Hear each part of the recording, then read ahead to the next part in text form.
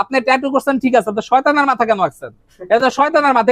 এই যে দাঁত, চোখ, এই যে শিং। নাউজুবিল্লাহ নাউজুবিল্লাহ। আপনি কি মুসলমান? নামাজ পড়েন, মসজিদে গেলে ধরে না? এইসব আর করবেন না। ভাই কয় বছর আগে করছেন আপনি?